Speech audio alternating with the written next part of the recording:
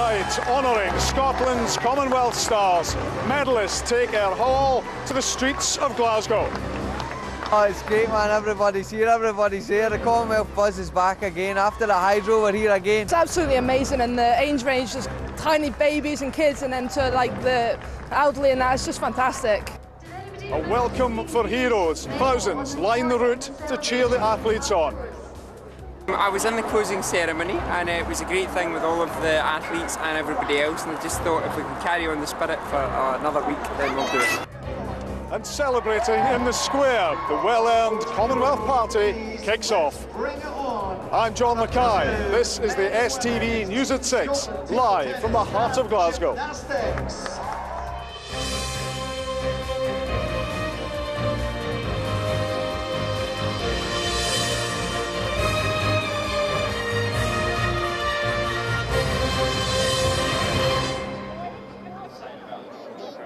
Good evening. People make Glasgow. Tonight, 5,000 are here in George Square to celebrate the biggest sporting and cultural event the city has ever hosted. In terms of sporting success, the 2014 Games were the most successful ever. But the winners too were the people of Glasgow and Scotland. Tonight, we all join in the victory party. Our sports news correspondent Grant Russell has been following today's events. Glasgow got fully behind the Commonwealth Games over 11 glorious days of sport, and today that feel-good factor was revisited for the parade of Scotland's victorious athletes.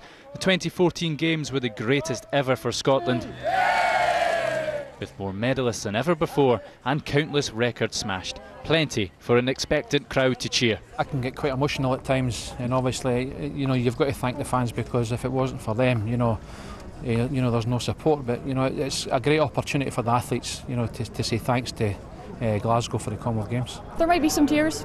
Yeah, it's all pretty emotional. Just the support's been incredible, so just really means a lot to be able to go out there and, I guess, in a way, say thank you. We do, us Scots know how to celebrate, and that'll be shown again today. And as I say, we cannot thank everybody enough for the support we had over the game. 2 years ago, 24 Scottish Olympic medalists left from this very spot.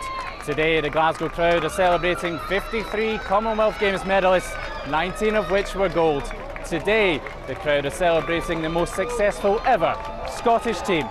And just as they did 2 years ago, the crowds lined the streets of Glasgow all the way from Kelvin Grove and through the heart of the city. I was one of those ones standing at Kelvin Hall shouting over on the judo players that were doing the bus that were up here. This time now it's Commonwealth, and now I'm up here standing it, and then I'm hoping that one day someone else will be up here standing and I'll be back in the crowd waving to them. It's just starting to sink in now, it's been a mad couple of weeks and that, but all this is all great, and it's just starting to sink in and really hit home that you've medalled at the home games. To me, this isn't for us, this is for everyone else. This is for us to give our thanks back to everyone else, so thanks Scotland.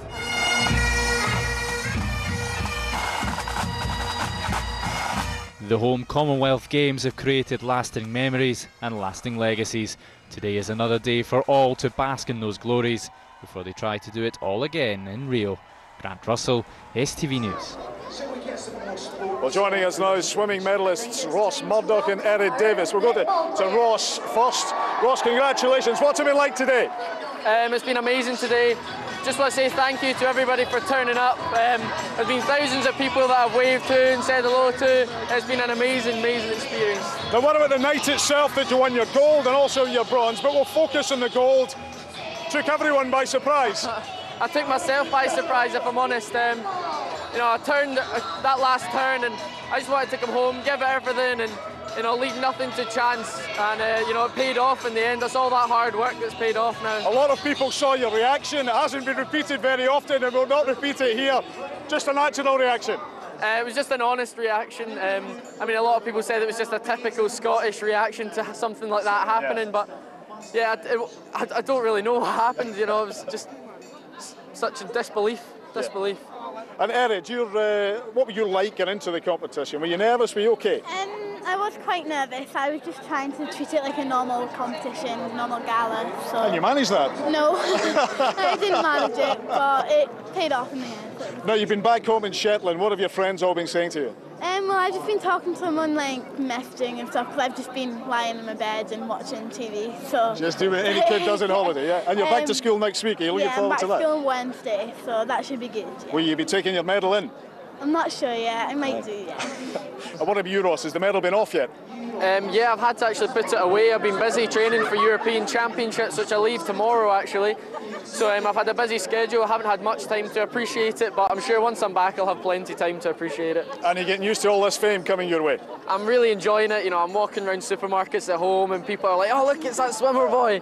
And you know, I've been in about 1 million selfies since that night. So yeah, it's been a blast. Well, congratulations to you both, and good luck when you go back to school later. Thank you very much indeed. Thank you. Well, that's what the people here are thinking of Erin and Ross. Lucy White managed to get herself one of the best views in town on one of the victory floats as it made its way here.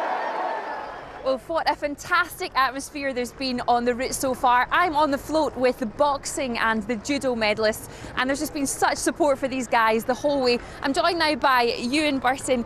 Ewan, you were the flag bearer at the start of all this. What's it like to be here for the finale? It's amazing. I mean, just to see people out and supporting us, people still enthused about the Commonwealth Games, and you know, it gives us a chance as a team to say thank you to all these guys who have made our experience in Glasgow absolutely exceptional. And a special moment for you, especially because this is the end of your judo playing career. It is, that's me retired now, so yeah, it's one last hurrah as an athlete, I suppose, before I let the younger, fitter, more eager guys have their shot at winning the medals. But yeah, just an amazing day and a fantastic experience for us. And what a great games it was for judo.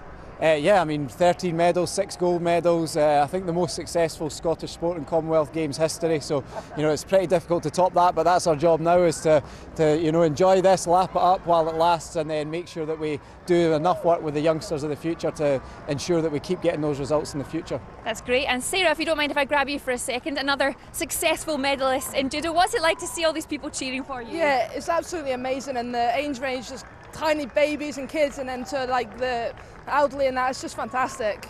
And what's it like to see them all, you know, cheering on judo? Judo doesn't get much publicity like this, so for us to be on the float and as a judo team and that, it's absolutely amazing. Has it sunk in that you have a gold medal around your neck? Yeah, I think so. I've not had it with me much the last week, but the whole time of the games, it was either around my neck or in my pocket, so yeah. Fantastic. And one more man I just have to grab if I can here. Charlie Flynn, how you doing? Very good. Very important question for you. Are you buzzing like a jar of water? 2 jars it was. What's it like to see all these people cheering for you? Oh, it's great, man. Everybody's here, everybody's there. The Commonwealth buzz is back again. After the hydro, we're here again. You see all the wains going, oh, Charlie, and it's honestly so inspiring. And that's when you feel great. When you see the wains shouting your name, you go, that's it, my job's done. How has your life changed since that win? Oh, it's a life-changing event. Everybody wants to know you, everybody wants to speak to you and see you. And you know, 2 weeks ago I was a wee nutter who was always running about with all the gear on, running around the streets. The guy was never at the gym. And I think they see the rewards now of hard work, and it's great for the young ones to see. It brings them on. Hard work pays off. I just heard a wee guy, I think he was about 5 years old, shout Charlie to you. Oh, that's touching when you see the children who know you, and they're at the schools, and all the school wins know you, and it's moving because you know they're the future, and if I can help inspire young children, then that's what I'm going to do. Charlie, thanks very much. Go away and enjoy yourself. Keep waving to your fans. Right, cool. Thank you.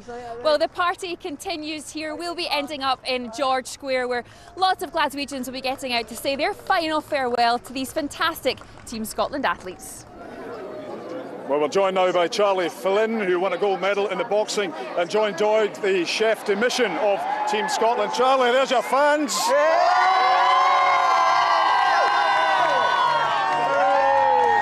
This is one popular man, let us tell you. What's it feel like today coming along in the procession? It's like hydro number 2. You're in there, back again. Blast for the past, man. Just like when I won the gold, they're here. The public are embracing me, and I love them for it. What have you done since you won your medal? Have you been able to get back to a normal life at all? What have I not done, man? I've been everywhere. Has the postman been delivering? I've not been delivering, I've been chilling. I've been delivering the interviews. And what now, back to training or what happened? I started training a couple of days ago, trying to get back into a routine, man, let the dust settle and look at the long-term boxing plan and get focused again. And what is the long-term boxing plan? I don't know yet. But we're just going to sit down, we just need to wait and let things unfold, and then we'll see later down the line. Doors will open and we'll see. It'll become more clear once the dust settles and everything unfolds. And what about this newfound fame you've got? It's madness, man. You know what I mean? I'm like a son of Glasgow. I go in and they're all there cheering and everybody loves you. And I honestly would love to thank the public for their help and support, because I wouldn't be here without them. Well done. Well, John, just to bring you in here, I'm sorry, maybe not bringing the same rules as that, but in terms of how did it work out for Team Scotland? Absolutely brilliant, and I don't think the athletes quite understood how much of an impact they've made on the Scottish public until they got on those buses today, and just saw the crowds here have been absolutely fantastic. And look, we've all been getting letters, cards, emails about what an impact guys like Charlie and all the rest of the team made on kids all over Scotland, and if they can get out there and start doing sport as a basis of what they've been doing, this will be absolutely fantastic legacy. And what's the legacy? Much talk about the legacy. Where do we go now?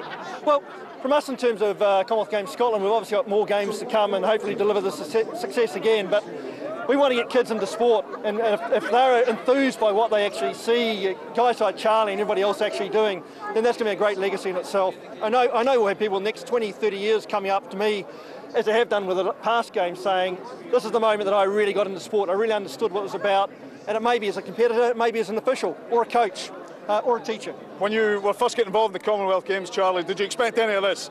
I didn't, even when I won the goal, I didn't expect this. I didn't expect to be embraced so well by the public. I didn't expect everybody to see me and be all right, you know what I mean? And you're enjoying the interviews, you seem to. I just lay back, man, I just chill. I don't know, I just be myself, man. Well, one more, show the crowd your medal, one more try, yeah. Charlie and John, thank you both very much indeed. All the best, thank you. We'll try and get London Edgeways. Here in Glasgow Square are many of the friends and families of the athletes, alongside some of the Clydesiders who volunteered to make the game such a success. But thousands of people turned out on the streets to cheer on the Scottish heroes. Shannon Frew was among them. The Commonwealth Carnival is back, but just for a few hours. As they did during the Games, people have turned out in large numbers to cheer on Team Scotland. They've done really well in the Commonwealth Games. It's just been brilliant and great for the city. Well, I was a volunteer down at Strathclyde Park, and I just thought we'd all come in today just to cheer the team on because they'd done so well. Fantastic. A wonderful Games. Great played in Glasgow. Real feel good, you know, it's just great, and you want it to extend as long as possible, so we're here today. How important is it to keep the party going? It's very important. We were marshals for the opening and closing ceremonies, and we have bonded really well, and it was one choice: come here today and be part of it, be part of Team Scotland, and make sure this keeps on going forever and ever. All along the route, the pavements are packed. Everyone has their mobile phone and cameras at the ready to get those all-important shots of some medal winners. How much does it mean to you to be a part of this today and a part of... This is what it's about, this is what the country's about, this is what the people are about. Can't ask for more. Tell me your name. Liz Moore. And you are? Lollipop lady, or a crossing patroller. Now you're taking part in the parade, but you also took part in the closing ceremony? Yes, we were just representing Glasgow. You know. And what does it mean to you?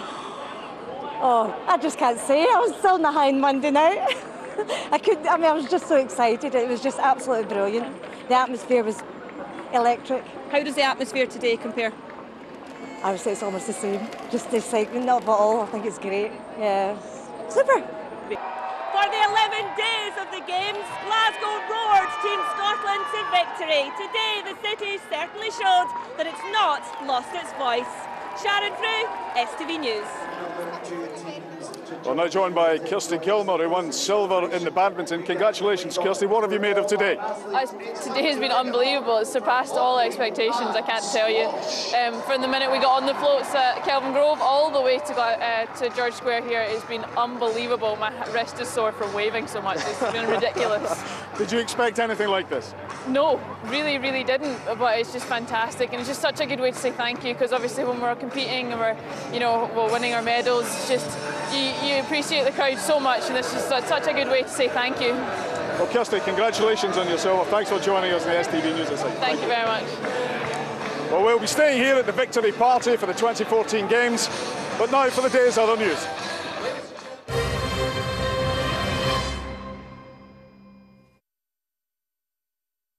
Virus in Lanarkshire. She's in her 30s and comes from Sierra Leone. She was taken to Monklands Hospital from the Dungavel Detention Centre. The hospital says it is a precautionary measure. We're live now to the hospital and our senior reporter Mike Edwards.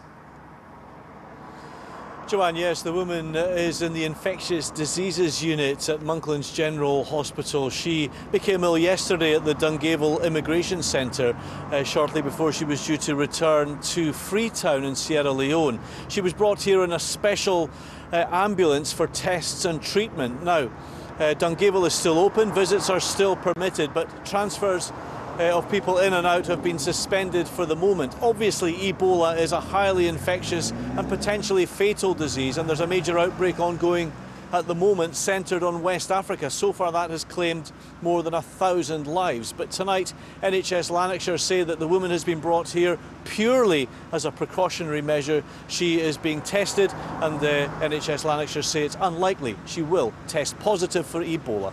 Live from Monklands, back to you in the studio. Mike, thank you. Up to 80 jobs are at risk in Port Glasgow after Ferguson's shipyard announced it's gone into receivership.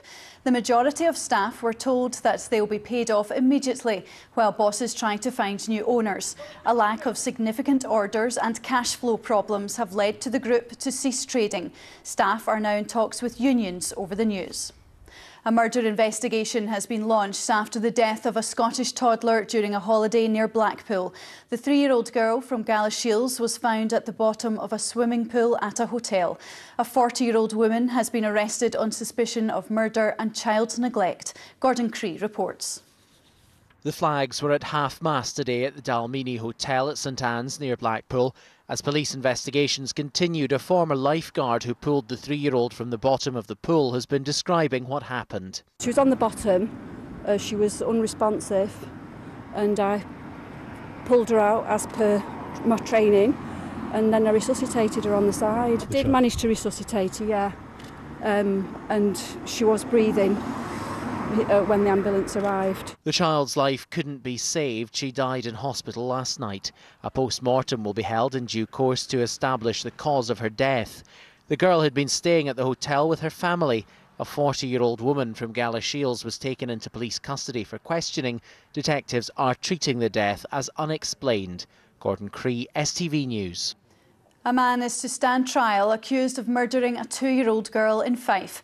It's alleged Kevin Park killed Madison Horn by repeatedly striking her head against a wall at a property in Kelty in April. The 26-year-old pleaded not guilty at the High Court in Glasgow today. He's due to stand trial in November. Hotel occupancy in Glasgow soared during the Commonwealth Games. Average occupancy across the 9 nights from July 23rd to 31st reached over 97%. July was the 14th consecutive month of occupancy growth for Glasgow's hotels. Celtic winger Dirk Burichter is set to be banned for 2 games after being charged by the SFA for diving. Meanwhile, Henrik Oyama says the chance to work with Stuart McCall again was one of the main reasons he returned to Motherwell. Here's Raman Bardwaj. What a sight this is for the Fir Park faithful. Henrik Oyama back in the claret and amber of Motherwell. Just a year after leaving Lanarkshire for Legia, Oyama hopes to make as big an impact as he did in his first spell with the Steelmen. When the option with Motherwell came up, you know, it made sense in a lot of ways, because I know the manager very well, I know how it works, I know with the majority of the team, the people in general at Motherwell everybody were great to me, and I haven't forgotten that, and I really appreciate it. So it was, I felt good about this, and that's why I've decided to come back here. And Oyama has had his say on UEFA's decision to eliminate his parent club, Legia Warsaw, from the Champions League. Everybody understands that rules are rules, but everybody just feels the punishment was very excessive, and you know, in the end of the day, it's UEFA decision, and that's the responsibility lies with them. Meanwhile, Celtic's Dirk Burichter faces a ban after being hit with an SFA charge for allegedly diving against St Johnstone on Wednesday night. The news comes on the eve of Ronny Dyler's first match in charge at Celtic Park. Looking forward to Saturday. Of course, it's going to be a huge day for me to manage Celtic for first time on Celtic Park. No surprise to see Alex Neil with a broad smile after his Hamilton team defeated St Mirren on Wednesday night. The Ackies face St Johnstone tomorrow. I think it's just confidence in terms of it allows the players to see that they can compete at this level, and if they play to their maximum, then there's no reason why we can't pick up results with whoever we're playing and wherever we go. So that was really good for them, and hopefully we can just take that into the game tomorrow. And on the back of their defeat to Hearts, Rangers are away to Falkirk in the Championship tonight. Always said it's going to be a tough league. Everybody, there's nobody I've spoken to within these walls or certainly outside that thinks it's going to be a stroll in the park, because evidently it's not, you know, and that's not going to be the case. It's going to be a really tough and interesting league. They'll be hurting, they'll be smarting from it, they'll certainly try to get revenge with regards to it, and we have to be ready for that. And the first Edinburgh derby of the season takes place at Tynecastle on Sunday. Raman Bardwaj, STV News. Keep in touch with all the day's news on our website. Now back to John for our Commonwealth coverage. Welcome back to George Square indeed, and 5,000 people gathered to welcome back Team Scotland after our Commonwealth Games successes. We're joined now by Neil Fackey and Craig McLean, who were of course cycling medalists. Now Neil, 2 years ago we were standing almost in exactly the same spot for the reception for the Olympians. How does this compare to that? Yeah, I mean, that was an amazing day, one that I'd never forget, but we were just talking then about, you know, what Glasgow would be like and if we're looking forward to it, and, you know, it's been 10 times the games I think we ever could anticipate, and this has just been a phenomenal day. And coming along here on the floats, past all the people in the streets and now into this, what's that made you feel like? Yeah, I mean, you know, it's been a couple of weeks now since the game started, and you kind of get back in a day-to-day life and forget what it's all about, and then you come along to a day like today and it's just incredible. And Craig, how important was the velodrome to these games? Much was made of the Sir Chris Hoy velodrome being built for these games. How important was it? Well, obviously just for hosting the event initially, then it had to be an indoor 250-metre track. And in terms of legacy, you know, if you just look at back in Meadowbank when the sport was quite low profile, and the likes of myself and Chris Hoy used to use that, you know, and that was a facility that we couldn't actually use very much because of the weather. And having something like this ongoing, it's just going to make a massive difference to Scottish cycling. So what's next for you guys? I've got a few small races coming up, but it's on to World Championships next year, and then obviously F1's targeting the Rio Paralympic Games in 2 years' time now. And the medals, how does the Commonwealth compare to the Olympic medals? Is it all? I mean, it's all about the effort that you put in and the training, so that's all it represents really. It's not, I mean, it's a fantastic thing to have and to show your kids and all that, but it's just what it represents, and it just brings back all the memories of, you know, what a fantastic competition it's been here. Craig and Neil, congratulations, and thank you both for joining us on the STV News. Thank you. Well, now here's Sean with your weather forecast.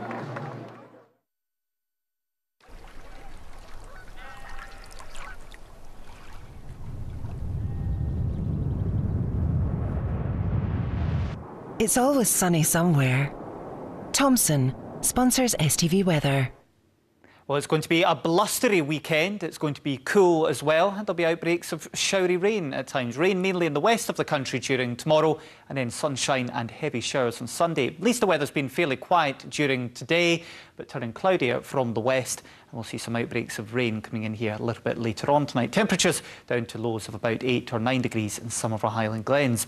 Then tomorrow it looks as if we're going to see some damp weather around. Persistent, mainly light rain crossing Argyll through Stirlingshire, down through Lanarkshire, Renfrewshire, Inverclyde, down into Ayrshire and also around Dumfries and Galway. Towards the east, any rain here fairly showery, but more persistent in the west for a time, but turning brighter from the north, but a blustery wind, and it will feel cool out now, wind, especially in western parts. Highs here just about 14 or 15 degrees, 17 to 19 degrees across eastern parts. For the World Pipe Band Championships tomorrow, well, I'm afraid it does look as if there will be rain around, fairly light rain, but hopefully turning a wee bit drier as we go through the afternoon, perhaps a wee bit of brightness by the end of the day too. And for the Call Half Marathon, there will be some rain around, but hopefully by the time the races start, we've got about 400 people signed up for the races and Call tomorrow. It looks as if it should be mainly dry with sunny spells, but blustery and cool. It does look as if on Sunday we'll see heavy showers, a strong wind, which could cause some disruption for Irish Sea crossings. Bye-bye. Thomson sponsors STV Weather. I was just Glasgow's big heart is justifiably bursting with pride. With a dazzling grin from ear to ear, the city welcomed the world. Over 2 weeks, it fair sparkled in the sun and the rain, and our athletes shone so brightly, taking more medals than ever before. As we come to the end of our coverage, we leave you with a few golden moments that took Glasgow and Scotland to the heart of the Commonwealth. From George Square in Glasgow,